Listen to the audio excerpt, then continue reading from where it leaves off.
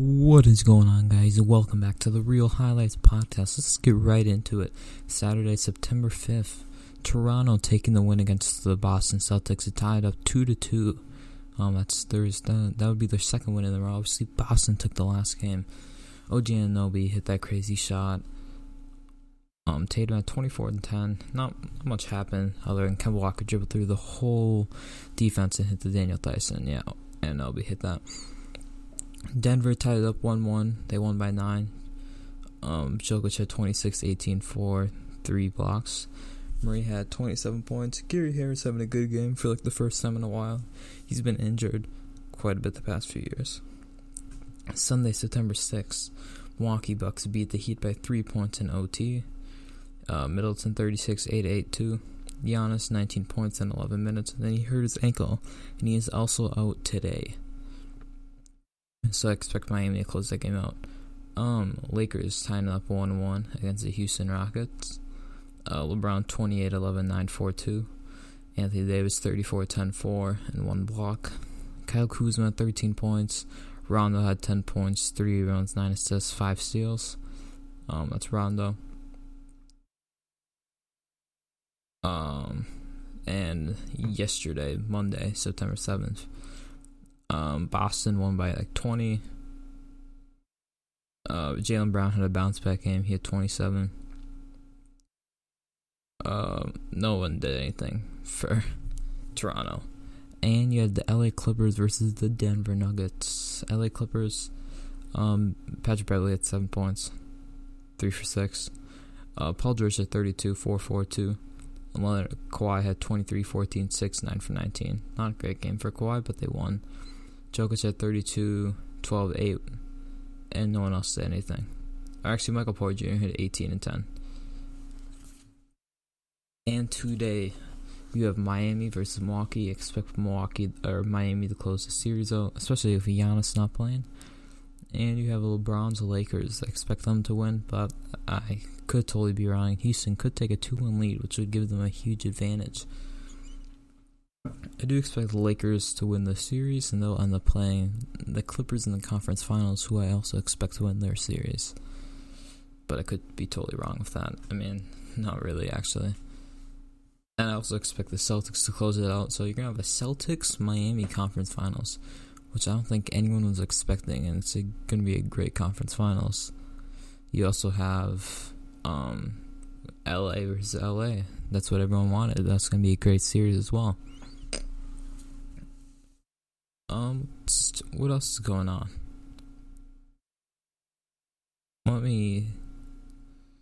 Okay, so let's just see what's going on with the Timberwolves.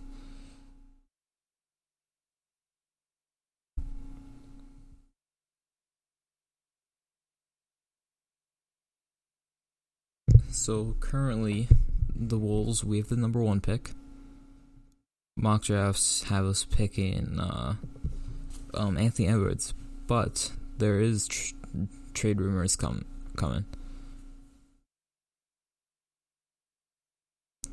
ESPN reported earlier in the week that the most league insiders believe the Wolves will ultimately select Anthony Edwards at number 1. I do not agree with that.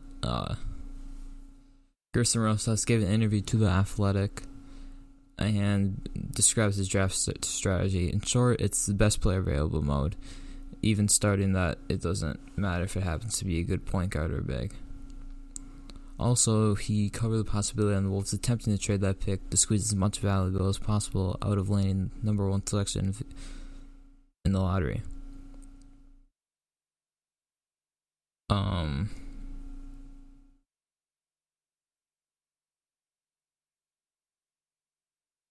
So yeah, I mean it really. I don't know what we're gonna do, but D'Angelo Russell appeared on the JJ Redick's podcast, Knew the Old Man, and the Old Man in the 3 podcast, talking about a variety of topics, including discussing how Gerson Rosas is a fantastic leader for the Wolves organization. Somewhat telling response to a question about the possibility of playing LaMelo.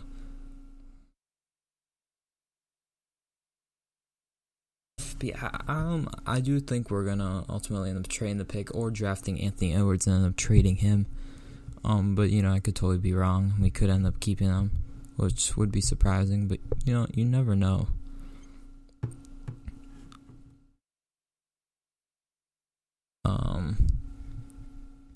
Let's see. What's going on with Devin Booker?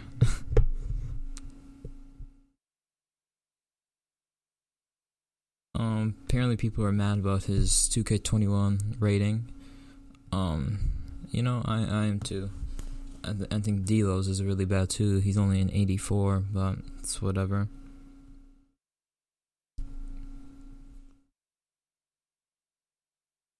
And where I'm getting this information is Dunking with the Wolves, just so everybody knows.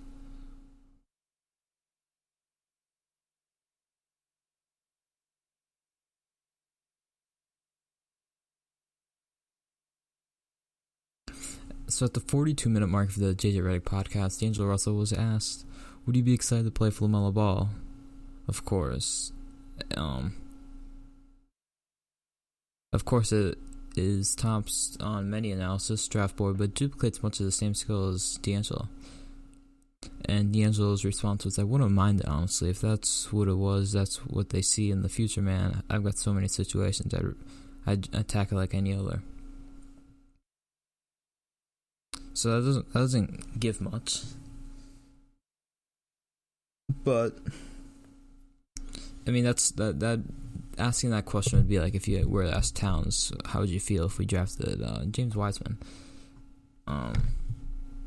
Because they're the same position.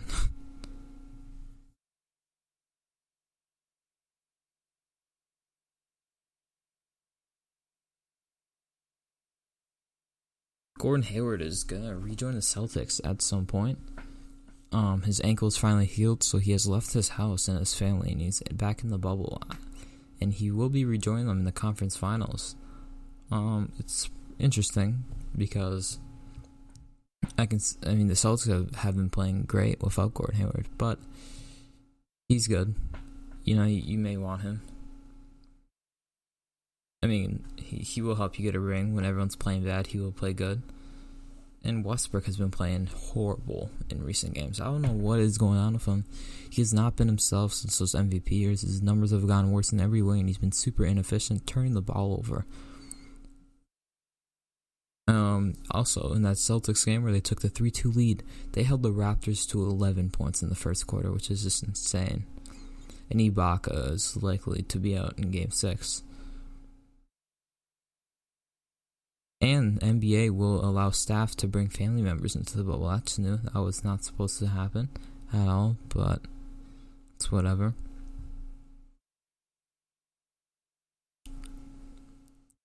And it is crazy that the Bucks are losing to the Miami Heat. Really surprising. But like I said, they were my team. Like I would have picked them to win.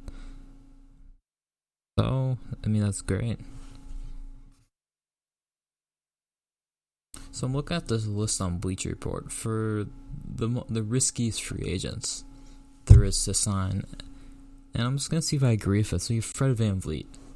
I don't know how risky it would be to sign him because he's Fred VanVleet. He's been great. It depends on what you pay him, though. I mean, if you're at Knicks, you're gonna give him a max contract because that's what makes sense for the New York Knicks. But for any other, I mean, I don't know. If you're gonna pay him $20 million a year, it's risky. If you're gonna pay him $10 million a year, it's definitely not risky. Bogdanovich, he's a restricted free agent for the Kings. He can score and he can shoot. I don't know about his defense, but he can do those two things. So he'll be valuable to any really good team, such as the Lakers, who I would not be surprised if managed to sign him somehow. Montrezl Harrell is also unrestricted. I wonder where he'll end up. There's a good chance he'll probably just stay in LA, but he could end up signing somewhere else. Such as, I'm trying to think of teams that need a center.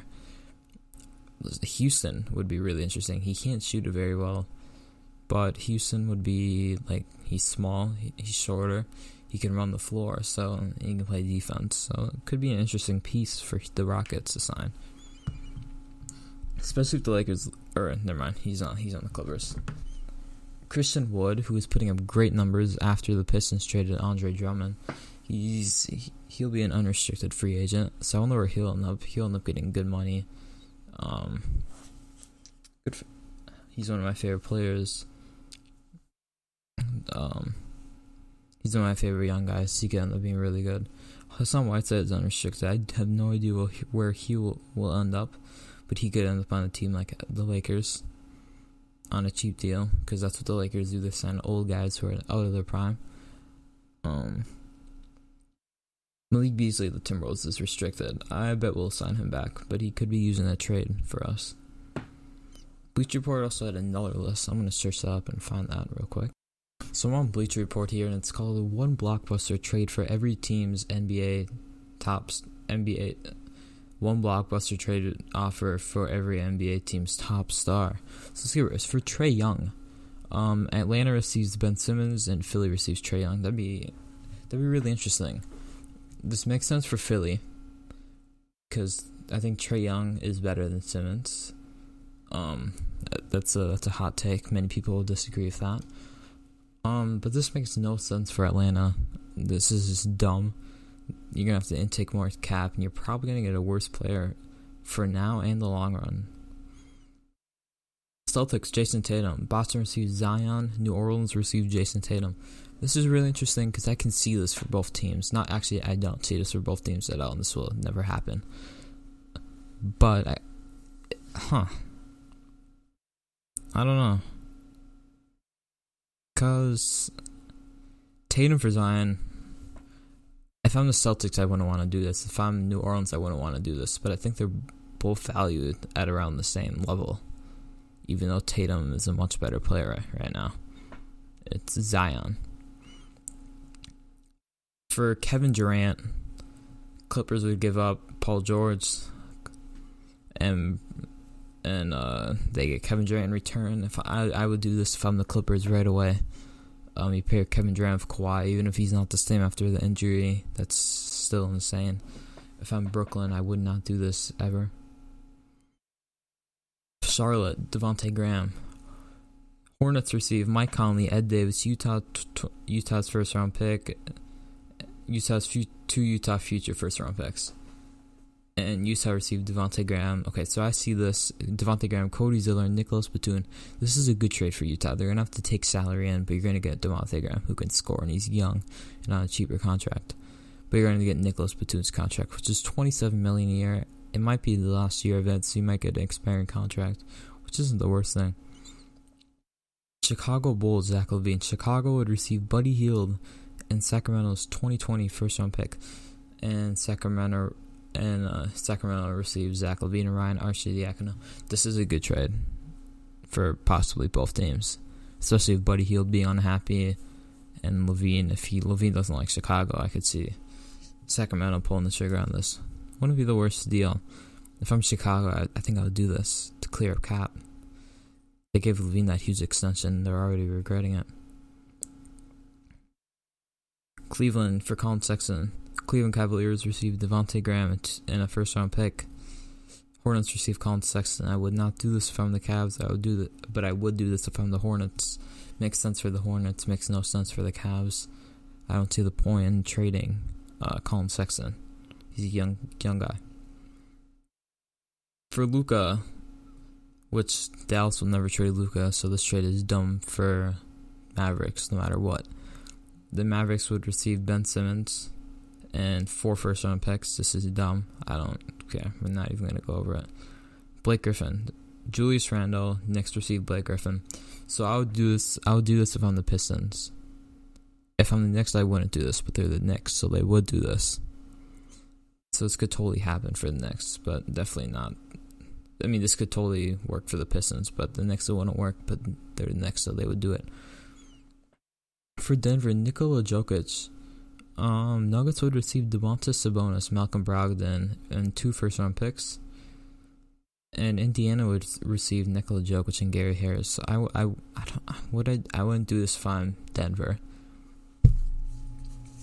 But if I'm Indiana, I'd consider it. You're giving up an all-star in Domantas Sabonis and a probably a future All-Star in Malcolm Brogdon. He's playing great. He played great in the playoffs, so I don't know. For the Warriors, Steph Curry. Warriors receive Kemba Walker, 3 first-round picks. If I'm the Celtics, I do this. If I'm the Warriors, I would never do this. For James Harden, so this could actually be really interesting. Houston it would be for Jamal Murray and Michael Porter Jr. and Denver gets James Harden. That's interesting. I would do this if I'm Denver. The question is if I'm Houston, would I do it? Because I could totally see Houston blowing up their team if they lose to the Lakers.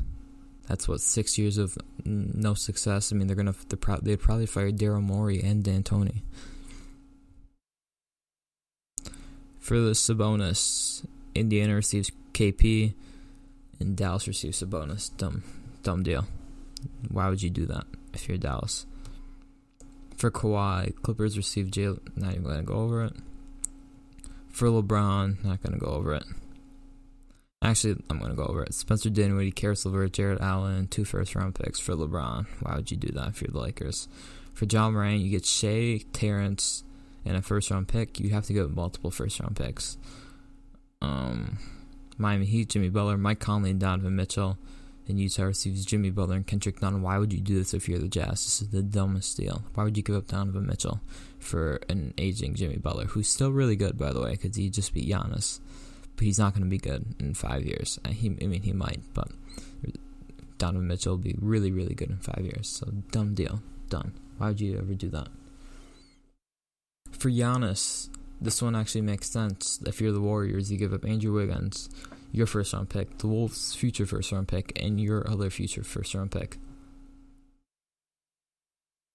And you receive Giannis. And the Warriors will get Giannis. This is actually a realistic trade that could happen this offseason.